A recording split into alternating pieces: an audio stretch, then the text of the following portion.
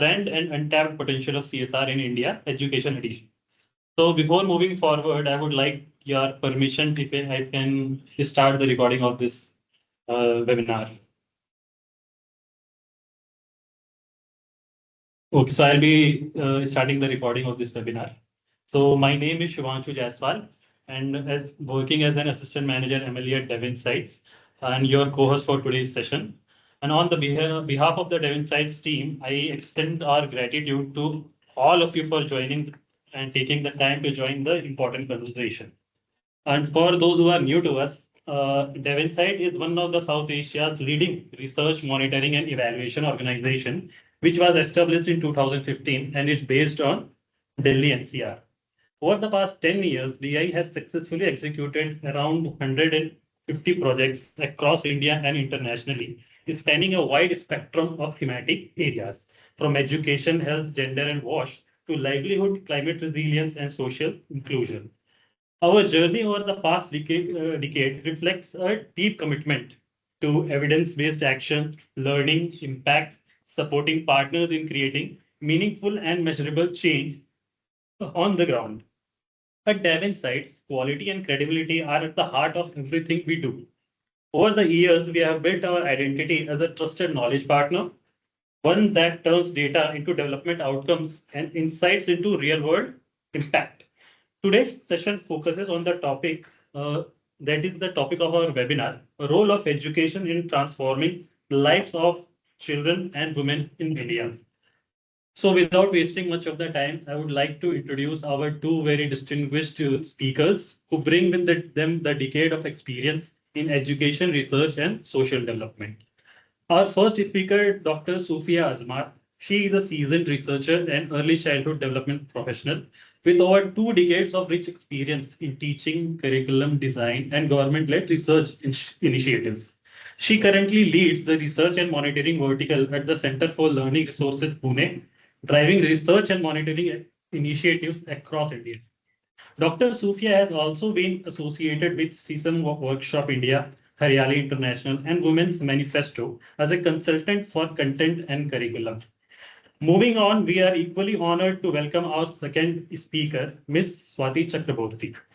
Ms. Swati is a highly experienced research and evaluation expert with more than 2 decades of work in the domains of education, gender-based violence, women's property rights, livelihood, HIV/AIDS, adolescent empowerment, and anti-trafficking across India and South Asia.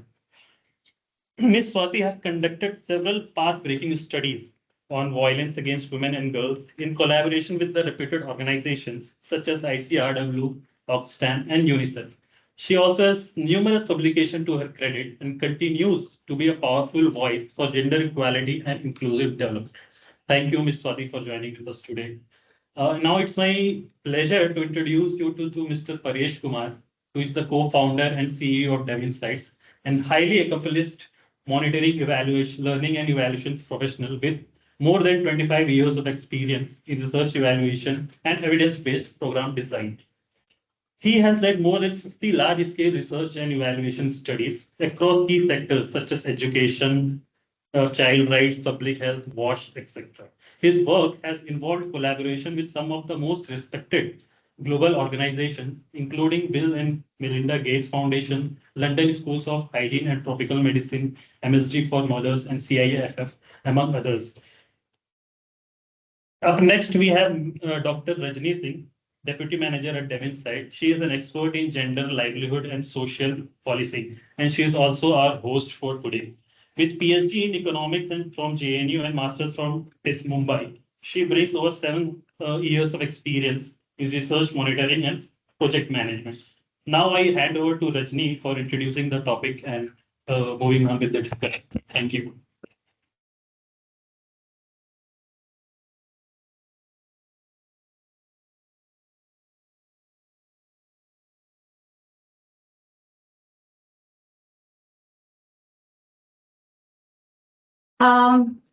Thank you, Suvanshu, for the wonderful introduction. And I also welcome all the participants and our distinguished speaker for showing up their interest in the webinar. So as Suvanshu has mentioned that today we are celebrating National Education Day. And on the eve of that, we have organized this wonderful webinar, this thematic based on the education and CSR. We are, it is my pleasure to welcome you all also for the official launch of Dev Insights latest CSR report, named as Beyond Profits, Trends and Untapped Potentials of CSR in India. It is an education edition. Before going for the launch, I want to highlight some important facts and figures of the report very briefly. So the report offers a detailed data-driven exploration of CSR spending patterns in India's education sector. It also provides a comprehensive analysis of CSR allocations for financial year 23 to 24 and examines how investment in education have evolved over the past 7 years. Anchored in the data from the National CSR portal, the report also maps the annual CSR expenditure trends, sectoral shifts, and geographical distribution to illuminate how corporates are shaping India's educational landscapes.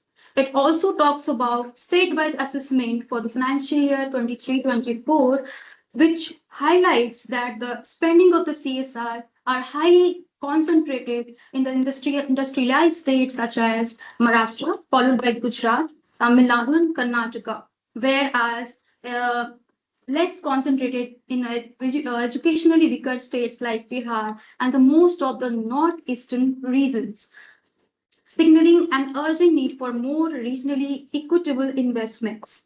Overall, the report positions CSR as not merely a compliance mechanism, but as a catalyst for the systematic education change. It also advocates for the data-backed collaboration and long-term CHR strategies aligned with the priorities like National Education Policy 2020 and Foundation Literacy and Numeracy, and also unlock CSR's full potential in driving inclusive and sustainable educational outcomes. Ladies and gentlemen and participants, we have now arrived at a very special moment of the official launch of Dev Insights report, which is Beyond Profits, Trends and Untapped Potential of CSR in India. To mark this occasion, may I now invite our esteemed guest, Mr. Swati ma'am, Sophia ma'am, and our CEO, Paresh sir, for the launch of the report.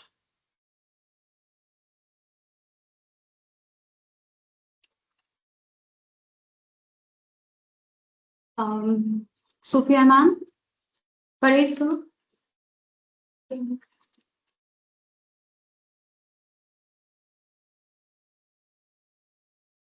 Dr. Sophia, we start. Swati, are you there?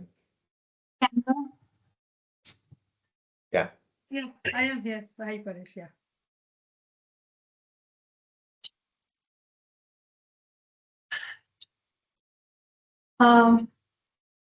I also request participants if they can on their camera so that we can click your participation, record for our monitoring for our report of the webinar for educational purposes. So may I request all the participants to turn on their videos if possible.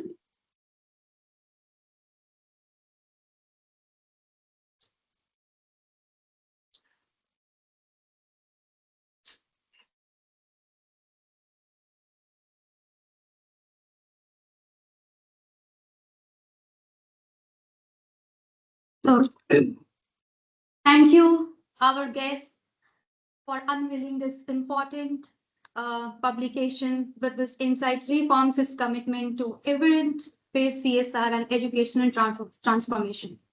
Now, I will invite our distinguished speaker for their thematic discussion with us, for their knowledge sharing with us. I'll invite first Dr. Shufia ma'am for her presentation.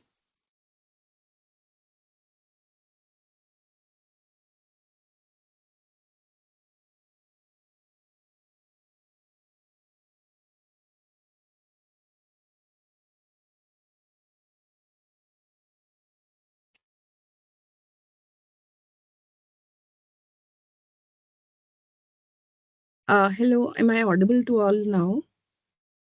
Yes, ma'am, Yes. it's audible.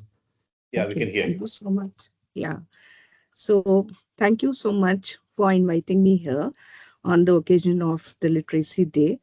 And I'll go through the reports, and I must congratulate Devon Site for producing this piece of evidence on the CSR fundings. And again, my detailed comments will follow. So on this occasion, I will be deliberating on advancing FLN in schools. So you see that my the entire deliberation note will be regarding how FLN, with the current state of FLN in the schools, and what are the statewide disparities that you have also covered in your report. And in the report, I'll be moving forward to the way forward about how what are the gaps that are persistent in this area and where the CSR should see as a area of untapped kind of potential that is existing. So the next slide, please. Much of my introduction has already been given. I come from an academic as well as practice setting kind of a background. So a lot of my career was in teaching the master's students as well as supervising PhDs at Jamia Millia Islamia. And then I came to in the practice kind of organizations. So I mean, a lot part of my career is around early childhood education, which is now has been again divided into ECE and FLN, right? So the FLN technically say, as I'm talking to the converted people who are already working in this area, that ability to read and write and with understanding of arithmetical function by grade 3, right? So for this thing, a lot of government impetus is around it, and you see that this area has been lagging for quite some time now. With the advent of national education policy and restructuring of the entire educational system, FLN has come as an important demand of the system. FLN has come as something that needs to be taken care of at the initial steps, so that I mean, this lag that is identified early on should not then get further in the later stages of higher learning. So, I mean, then this NEP, we are fortunate enough that the planners and the policy makers were very cognizant of the fact that early childhood education and foundational literacy and numeracy are something that needs government's urgent attention. So with this kind of recognition, Nipun Bharat mission in 2021 came into being, and then everything started on a mission mode. So all of us, the central government, the state government also aligned accordingly, and all the agencies as well as the non-government partners, the academia. So all the stakeholders, the multitude of everything came into being, and they were actually working towards the one mission of Nipun Bharat mission. And learning to read before reading to learn remains the key principle. That is, whatever we are doing is with understanding. Next slide, please. So you see that if we talk about the frameworks that are existing, so in these frameworks are national education policy on the top, which through which the national Nipun Bharat mission is something that is leading it on the mission mode. Then we have a very noteworthy thing that happened in this thing was Nishtha and you see teacher training portals. So the digital divide that we always talk, right? So having that kind of open platform wherein teachers can be doing these virtual online courses by Nishtha FLN has really proved to be something that is covering a lot of geographies, a lot of people from even remote and rural areas. So everybody has got an equal access. So in this, the operations of it, FLN and Nipun Bharat Mission has talked about the access and equity part of it also. Then in the curriculum and resources part, you will find that NFS, that is a National Curriculum Framework of Foundational Stage, NCFFS we call. It is a document that has been prepared for giving guidelines to the entire states. Though the beauty of it is lies in the fact that it is giving the state governments its independence to create the materials, to create the contextualized content as per their own needs, because you see that there is a lot of statewide disparities in terms of learning outcomes. So though there are greater learning outcomes with on which there is a greater agreement of all the policymakers, so they are there, but this is a kind of a guideline document which actually gives you the main objectives to reach to, but then the state governments have the freedom to make their own paths for reaching towards it. Then, of course, it has got itself about the assessment modules as well as the Diksha portals that speaks about the this thing. Next, we move on to the current FLN status in India. So, though you see that, I mean, we have moved a slab above from enrollment to equity, right? So, I mean, we have reached near universal kind of enrollment for children in both the preschool years as well as in the school age. So that is something that is to be proud upon. But then the concerns now are greater and the concerns are different.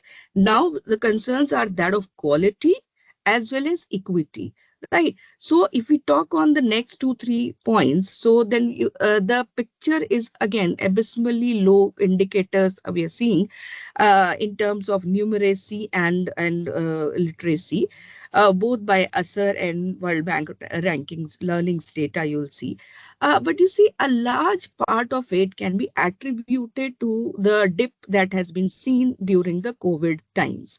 And if we compare the data, which you will find in my next slides, I've done a comparison of the data from 2018 to 2020 and 24 again. So you'll find that we are still in the recovery phase because COVID has been such a big blow to all of us, right? Let alone I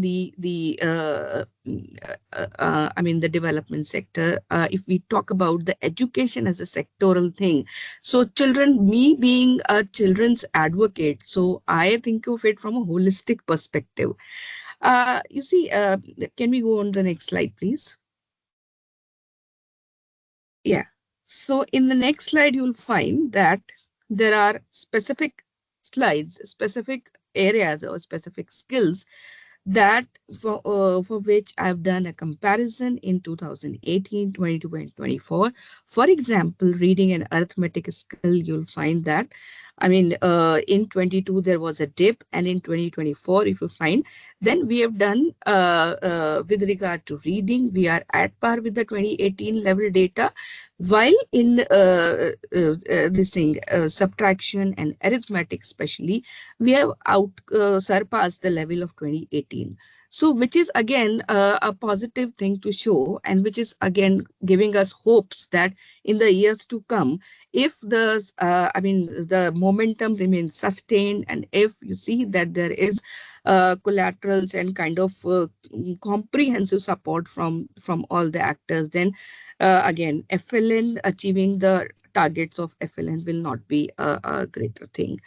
Then the next indicator here that I want to talk about is school infrastructure, right? So school infrastructure is also something that, yeah, here I want to talk about. Next slide, please. I'm talking about the school infrastructure. So in school infrastructure, the infrastructure like having a drinking water facility, having usable toilets, having separate girls' toilets, right?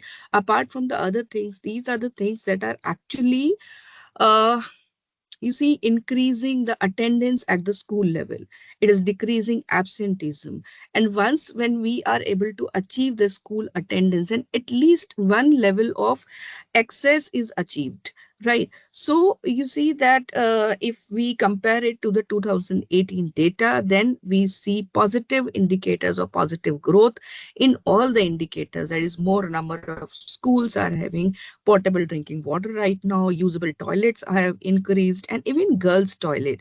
So it's very important to see the gendered perspective also in everything. And I mean, this also came, if you see the researches and the data trends, you will find that amongst girls, the attendance is quite low sometimes, and this can be attributed to not having a separate girls' toilet. So this was, I mean, this is an infrastructural barrier, but again, it is having its own outcomes at the level of learning outcomes when it comes, right? So this is particularly true for the higher grade girls when they start menstruating, and then the situation becomes even more worst, right? So the next slide, please. Yeah.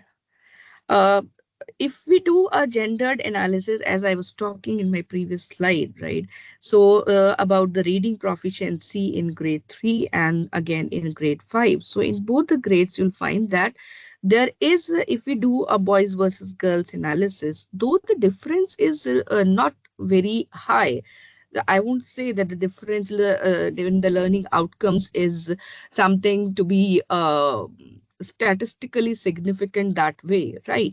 But the highlighting trend, the thing that I want to highlight over here is that there is a potential in girls. So if the in the same socioeconomic kind of settings, girls and boys are given similar kind of handholding, similar kind of support, similar kind of FLN kind of you see literacy inputs, then in that case, girls have higher potential of achieving better outcomes alongside the boys.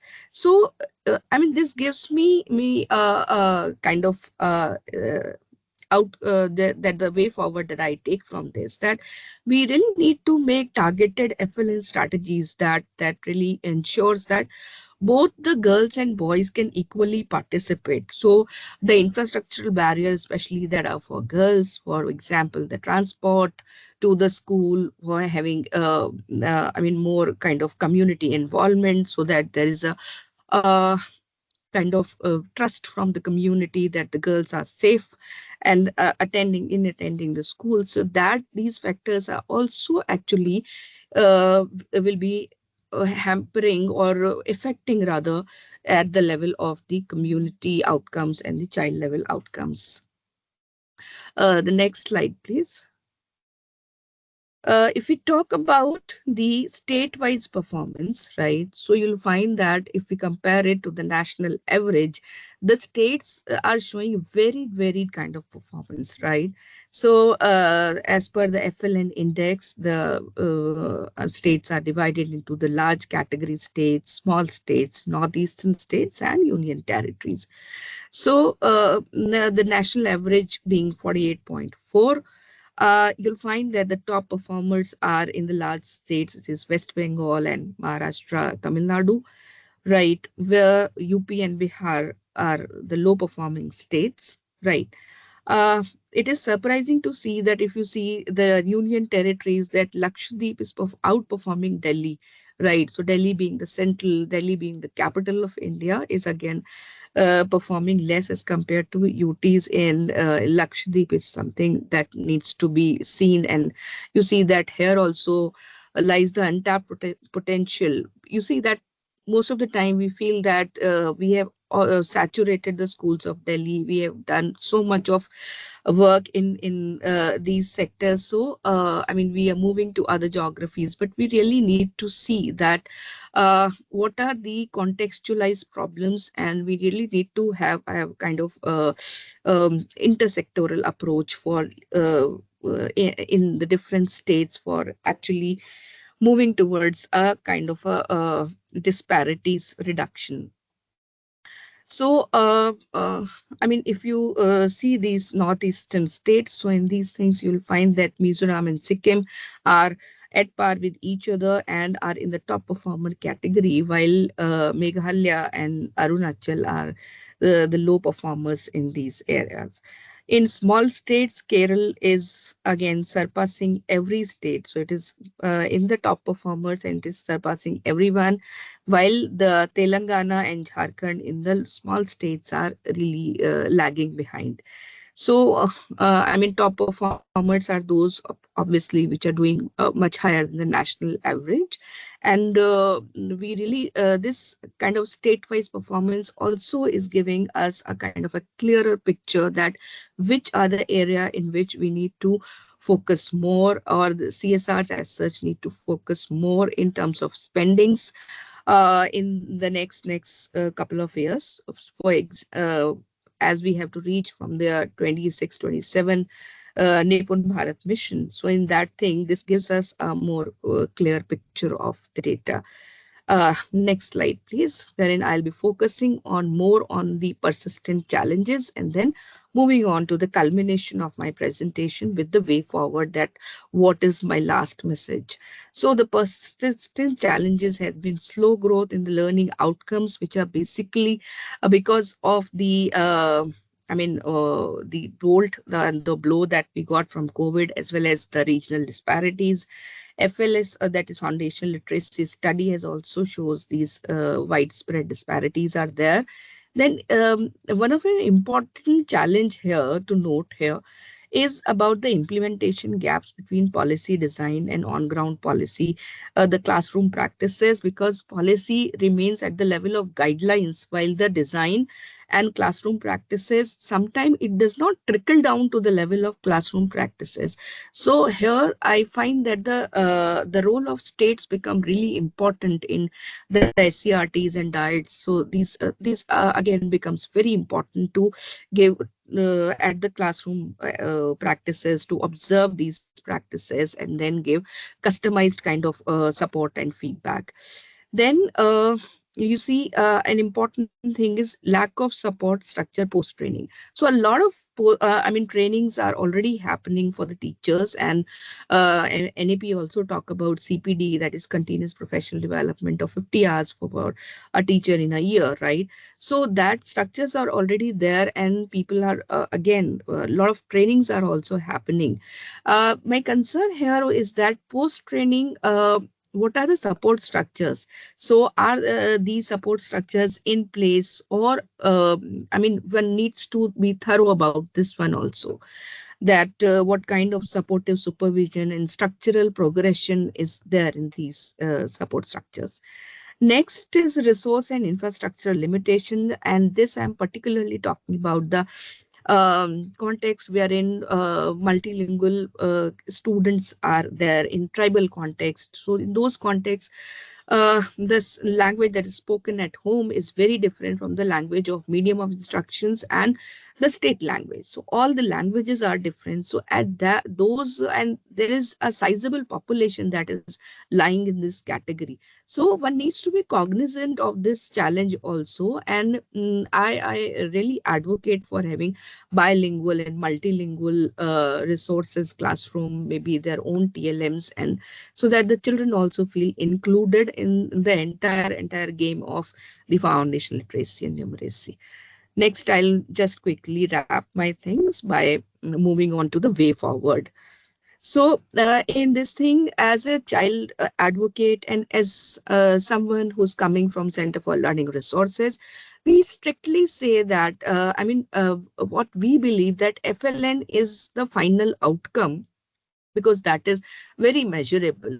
But to reach up to that level, there is an important need of investing in the preparedness stage, right? So these preparedness stage, we say that the ages of birth to 3, whereas a lot of focus is there on early childhood development, that is on the psychosocial and stimulations, on parenting, caregiver education.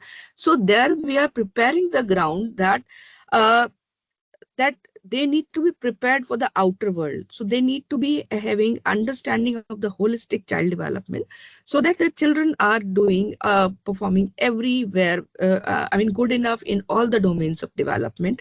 And then they will be, focusing more at the level. And these, when they go to the next level of ECE, that is early childhood education, again, in this stage, that is from 3 years to 6 years, this is also a stage which is again preparing them for the school and making them school ready, right? So the entire objective of ECE is again making the children school ready.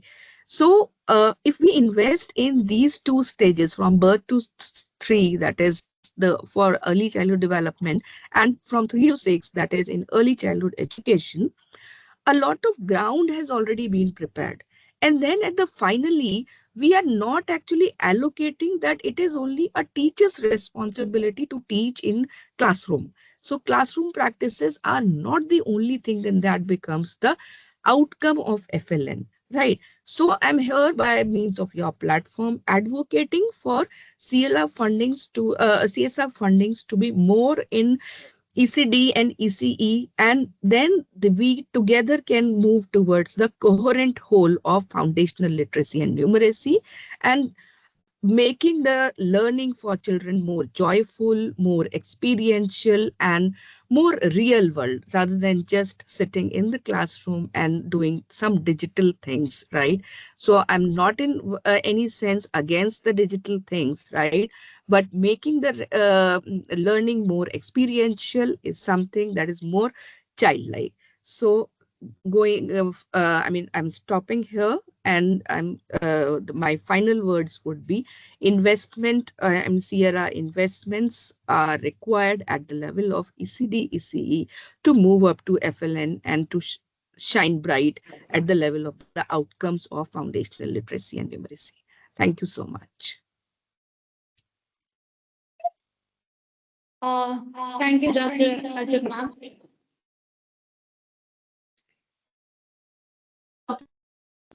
for such on foundational literacy and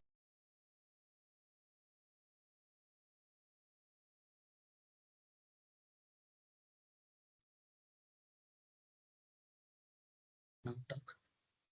No, go ahead. am I audible? Yes, okay. Thank you, Dr. Ajman ma'am, for such an enlightening talk on foundational literacy and numeracy. Your insights have reminded us how crucial those first years of learning are and how much can be achieved through collaboration and innovation in early education. And we truly value your contribution to today's session. Now, I would like to invite Ms. Swati ma'am for her thematic discussion on women education and empowerment. Swati ma'am. Thanks, dear insights, for this opportunity. It's actually a difficult task now to talk after Dr. Sufia with such a valuable presentation and full of information.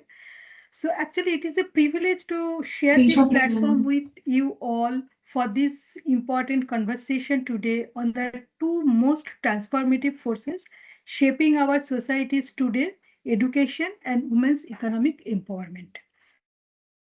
I would like to begin with a quote from an anonymous source is that empowerment is not about giving women power. They already have it. It is about helping them access it. We are living in a time at rapid change, where digital technology is shifting labor markets and global movements for equity are redefining what it means to learn, to work, and to lead. Education is no longer confined to classroom or textbooks. It is becoming more and more inclusive, personalized, and accessible. At the same time, women and the world are breaking barriers, entering new industries, and driving innovation in ways that were actually unimaginable just even a generation ago. You know, this particular discussion is to generate, identify the trends and tools and policies that can accelerate change and ensure that every woman, regardless of their background, can have the opportunity to thrive. Women's education and empowerment actually have undergone transformative shift over the last few decades. We have moved from literacy initiative, that basic literacy initiatives, to leadership and development and digital inclusions. Some of these things has already been mentioned by Dr. Shufia over there. Now, besides various initiatives taken by the government over the years and even for decades, there is also, we are very aware of the SDG 5, which actually talks about education and empowerment. That's it actually to say that education leads to empowerment. If we see that various initiatives that has been taken by the government over the periods of time have actually improved the gross enrollment ratio for the girls. We can see that going to school is a norm, but that is yet to translate into remaining in the school or completing 10th or 12th. That is not yet the norm. So pain is there. Now, there is also improvement in sex ratio at birth with the education and literacy and other things. And at national level, that average is 930 now, which is definitely good, but definitely there is regional variation. The female literacy rate has also touched 70% at the national average, which is definitely an improvement. Now, as already Dr. Shupia has talked about digital inclusion, and we know that Diksha and Swayam platforms are actually giving lots of opportunity to lakhs and lakhs of girls. They're over there. They have access to digital resources free of cost, and it's a big inclusion thing over there. Also, the gross enrollment ratio at higher studies for the girls is at 28%, but still it is slightly higher than the boys. There is slightly reduction in the dropout rates for the class girls.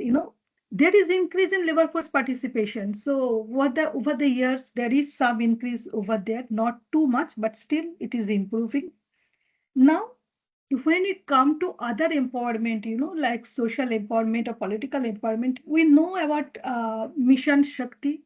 It has done a lot of things over, like one-stop crisis center, Nari Adalat, women helpline, which is actually helping a lakhs and lakhs of women, but definitely not yet to eradicate everything now. There is Sakhi Nivas, there is Palna scheme. There is 50% reservation for women in Panchayat in many states. Also, there is 35% reservation in government jobs in 2 states, but a good beginning in that sense.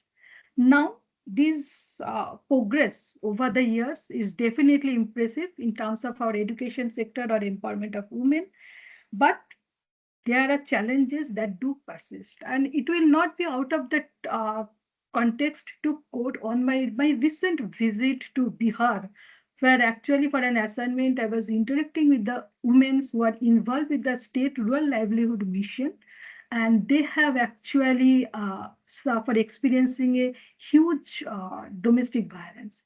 While talking to them, I was surprised to find that 90% of them are actually and are victim of early marriage. So while talking, one of them said that दीदी अगर पढ़ने का मौका मिला होता तो मेरा जिंदगी ही कुछ और होता, मैं कुछ और होती. This one line statement, actually reflects very clearly that we are still need to do a lot on basic things like education and marriage. There is definitely regional variance in the progress, but there are gaps which we really need to work on. Some of them like child marriage, dropout, early marriage, digital division, unpaid care work, infrastructure deficit, then fragmented policy implementation. These all hinder the growth, and this needs to be work on a war footing. So there are many government policies are there are schemes are there, but their monitoring is also important, because implementation and monitoring, if it is not done in a correct way, all the good initiatives ends up not fulfilling the objective that we look forward to. So we will see, let us envision a tomorrow where learning and opportunity belongs to everyone, not just a fortunate few like us. I'll stop here and thanks again, Devin said, for the opportunity and this for wonderful report on education. I hope it serves the purpose of the report and CSR also take interest in investing more in education and employment projects. Thank you. Thank you so much, Ms. Swati ma'am, for the deeply insights of and a powerful presentation of women's education and empowerment. Your reflections on the persistent challenges such as girls' school dropouts, early marriages, and social barriers remind us of the urgent need for sustained collective action. You have not only highlighted the systematic gaps, but also inspired us with the stories of resilience and the transformative power of education in changing women's life. Um, we truly appreciate your expertise and your continued commitment for advancing gender equality through education. Now, I would like to invite our respected CEO, Sir, Paresh, sir, for his vote of thanks. Sir? Sorry.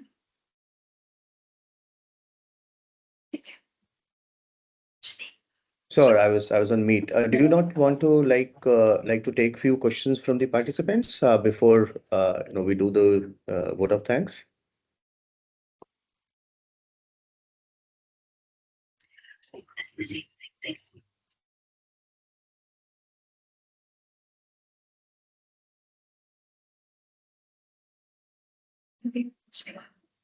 Rajni and Yes, Sudhanshu? yes.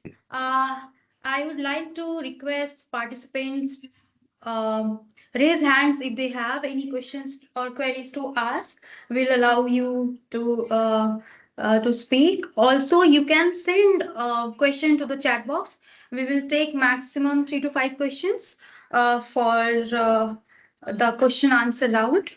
So yes, the first question we have received is on what could be the strategies have proven effective in challenging the patriarchal norms when it comes to education, enabling families to prioritize girls' education and leadership opportunities. So, Ms. Swati ma'am, would you like to answer this question?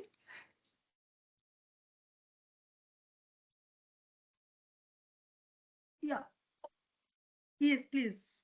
You know, these sending girls is the school is a very now it almost a norm. Everybody knows you ask that they should be going to school.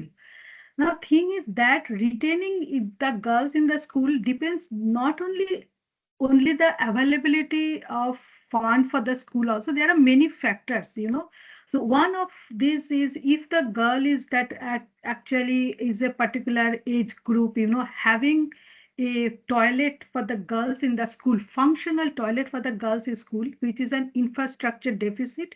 If that is not made by the authority, then it's become difficult.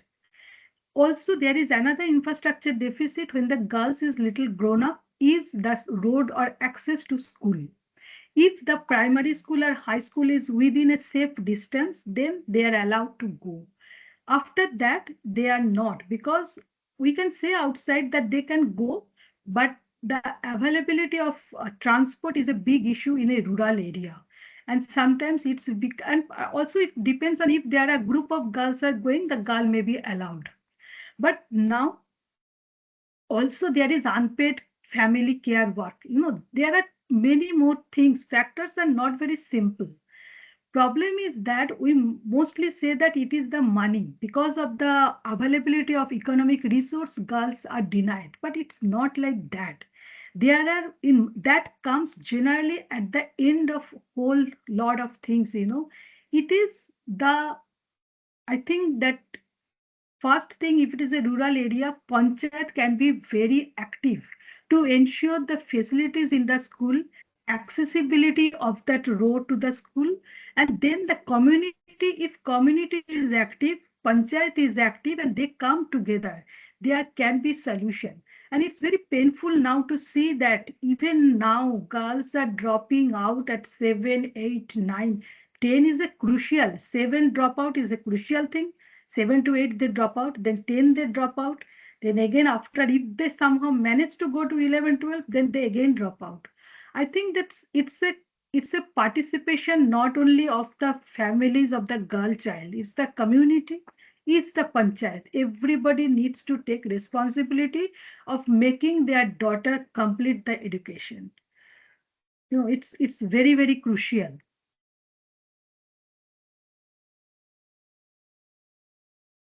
Thank you, ma'am, for uh, addressing the question. Um, Now there is another question on FLN, Foundation Learning.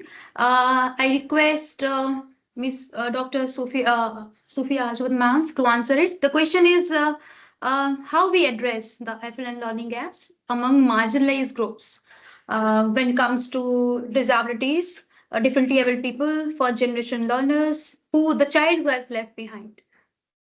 Yeah. So thank you for bringing this up. So because these are the population which are again those children who are living in particularly difficult circumstances. So I mean one of important intervention in this regard would be to include the communities in which they are living in. So that would be a greater advantage if we include the community leaders, if we include the parents of such people, right? Because I mean, they are living at a two-way disadvantage. Firstly, that at many times there is a issue of excess, right? Next, there is a issue of not understanding the value of education. So those the issues are they are living in a double disadvantage. So it is very important to include the community's influential person in the school ecosystem. Right. So the school management committees and the state or the gram panchayats and the statewide administration here has to play again a greater role in this. I would like to tell you here one example that the CLR here is working with the in FLN here in Gujarat salt pan area. So that area is particularly disadvantaged in the sense that sometimes we are working with that population who don't even have an Aadhaar card. They are very mobile kind of population. They live in the area of salt pans for like 7, 8 months, and then for 4, 5 months they go back to their own native places. So there is no continuum in that thing, and they are living at the edge of the seashore and those areas. So where there's actually no access to any educational institution, no school, no anganwadis, nothing are there. So there, how we have worked is that there are makeshift schools of the local community-based organizations, and people are going and giving some kind of education there.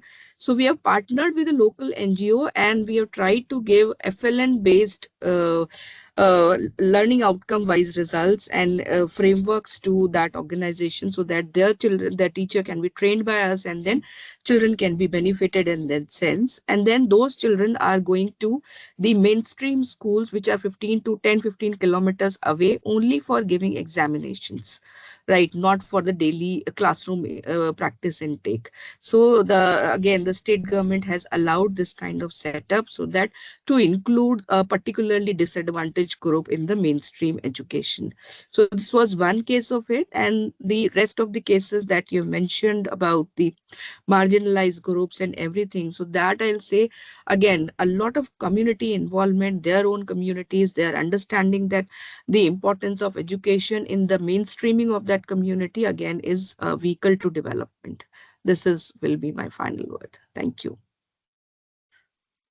Thank you, ma'am, for addressing this question. Now, I'll request the participants. If you have any questions, please put in the chat box or raise your hand.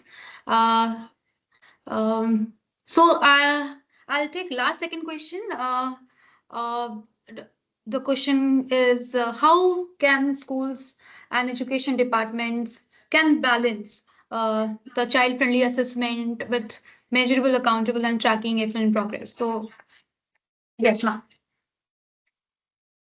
Yeah. So a lot of work is being done right now at the assessments level, and the dichotomy remains that it is the assessment of the program or it is the assessment of children, right? So with assessment, there is a continuous debate that is happening, right? So, I mean, one needs to be clear that it is more than the assessment of children. I mean, we don't have to label children that way, right? So I'm particularly against labeling of children, and then assessments of the program so that we get results at a conjugate level, and then can see that how the FLN program is moving. As the children's assessment is concerned, if you want to get per individual or per child effect in that sense, then the assessment has to be child friendly in the sense that they don't have to read and write, should not be on the basis of reading and writing only. Apart from it, there should be activities in which their socio-emotional development shall also be measured, and the activities in which their participation, turn taking, their cognitive input. So all those things, so that these assessment then becomes more child friendly. Children should have this feeling of trust when the assessment is taking place, that it is a usual part of the exercise of the classroom that they are attending. It's not something specially happening for detaining them or for defaming them. So that kind of trust needs to be built first between the schools, the school administration, teachers, and students, so that it should look like a routine activity and an ongoing basis, rather not a separate activity for marking and labeling someone. Yes, thank you. Thank you very much, ma'am, for addressing the questions being raised from the participants. Now, we don't have any other questions. The other question is much more similar and had already been addressed by Swati ma'am. So now I'll request Mr. Paresh Kumar sir for the vote of thanks and his insightful discussion. Thank you. Yeah. Thank you, Rajni. Vote of thanks is the easiest thing to do in a webinar, and I love doing it. Anyways, this was such an insightful webinar. This has been, and I can confidently say today that I am much more informed on this critical intersections of the FLN and women's education. And having such a rich discourse on the occasion of the National Education Day makes this conversation even more meaningful and urgent. So as we come close to the end of today's session, it is a real pleasure to deliver my vote of thanks on behalf of the entire team of Devon Sites. First and foremost, I extend my heartfelt gratitude to all the eminent speakers for their time, insights, and valuable contributions, and unveiling the latest report, the CSR report. And by the way, this is the second edition. The first edition was launched, in form of a full day conference that was done in the India Habitat Center last year. That was the healthcare edition. This is the education edition. So the plan is that every year we compile, do secondary analysis, some literature review, and then compile a report that becomes like a handy, useful document for all the practitioners and policy people and the corporates and so on and so forth. So thank you very much for the unveiling the report. Dr. Sufia, thank you for your thought-provoking keynote on the FLN, and you very nicely highlighted the importance of early learning outcomes. You talked uh, clearly about the issues of equity, of quality, on the regional disparities that we see, and which the report also highlights very conspicuously and mentioned it a lot of times. You also talked about the policy and practice divide that exists, and it's not just been with education, but almost all the social sectors that we see in India today. Thank you so much for your insightful session. We have been really honored to hear you today. Ms. Swati, we really appreciate your engaging session on the women's education importance, and the experiences that you shared was really moving. Where talked about that the woman saying that "पढ़ा होता तो शायद कुछ और बात होती है. That's a true story that we often, as research, we see when we also travel to assess projects and assess programs. And you very nicely talked about inclusion or the digital resources that government of India is sort of providing to the girls and the women in India. Also highlighted the darker sides of the domestic violence or the persistent early marriage, not often reported much, but that we all know as the researchers and practitioners that it exists. So thank you very much for your sessions.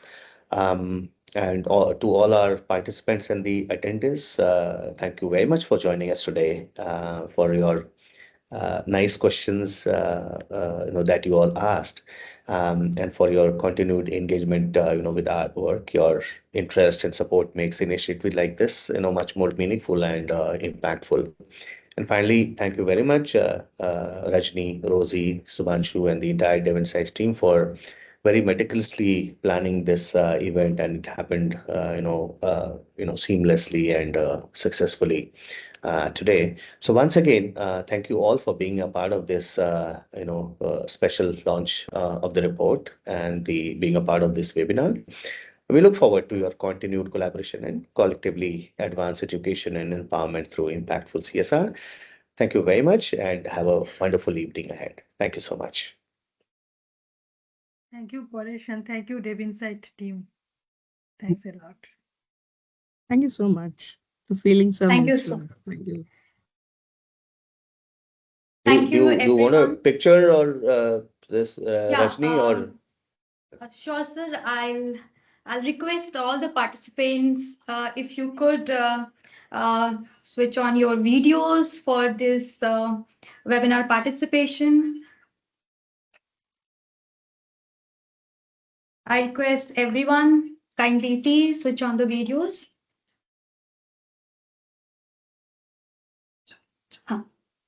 We are allowing you to on the videos. Yeah. Giving the access for Yeah. 1 minute, you can say. Giving. It's about to remember.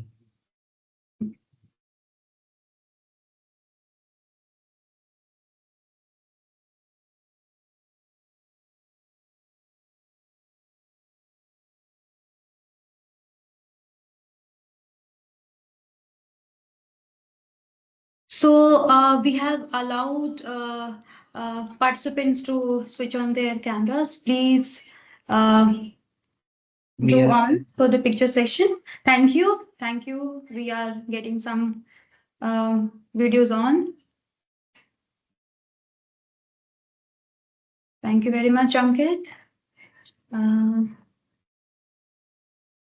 We will wait another minute, allowing everyone. Okay. So we are taking the screenshot. Thank you. Thank you. As we come to the close of today's session, I extend my heartfelt thanks to our speakers and participants for their time, insights, and engagements. Let's carry forward these learnings and continue to collaborate towards more equitable and educated India. Thank you, everyone, and have a wonderful evening ahead. Thank you. Thank you.